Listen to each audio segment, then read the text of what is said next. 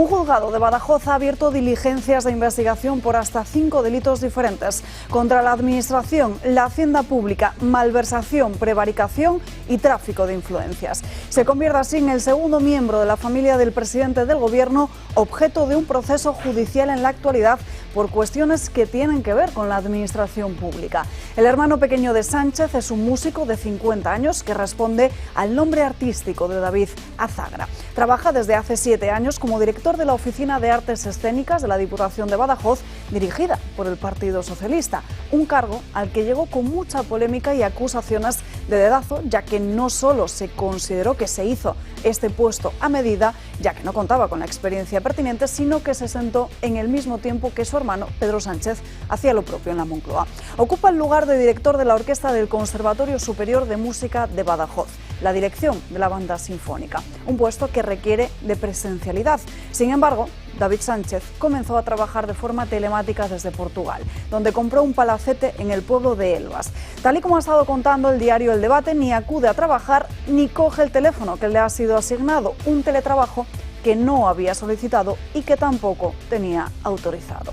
Al irse al país luso, se ahorraba dinero en el pago de los impuestos. Su patrimonio asciende a los casi 2 millones de euros entre viviendas y acciones, a pesar de su sueldo de 55.000 euros anuales. Un salario que, por cierto, también ha aumentado en más de un 20% en estos últimos años. Esa subida se produjo justo antes de las elecciones autonómicas y municipales de mayo del 2023. También se triplicó el presupuesto de la oficina musical que tiene a su cargo, que pasó de tener un presupuesto de 100.000 euros anuales a 350.000.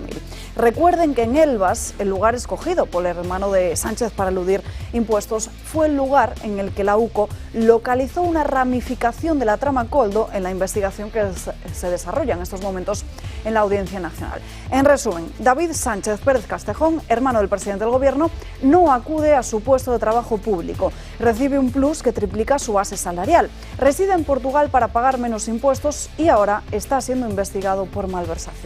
Pedro Sánchez, el hombre que llegó a la Moncloa para acabar con la corrupción, permanece en el Gobierno mientras se investiga por corrupción a sus diputados, a su Gobierno, a su mujer y ahora a su hermano. Se perdió el hermano pequeño, esa lección de Sánchez en la que decía que eso de pagar impuestos fuera de España era poco patriótico. La orquesta prosigue con su cantinela, la del Gobierno, no la del hermano de Pedro Sánchez, de que esto es un producto de la máquina del fango. Y en un país en el que el delincuente hace la ley y pronuncia su absolución con la amnistía, la destrucción de la justicia es el camino para el inquilino presidencial.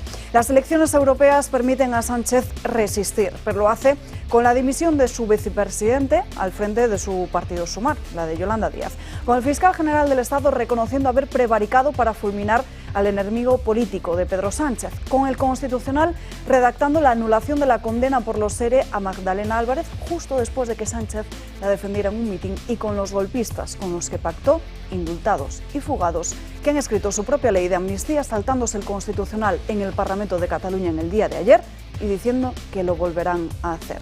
El fango se acumula a las puertas de la Moncloa. Pedro Sánchez se agarra al sillón. Háganlo ustedes también, porque se vienen curvas, nuevos trucos, más artimañas y muchas mentiras.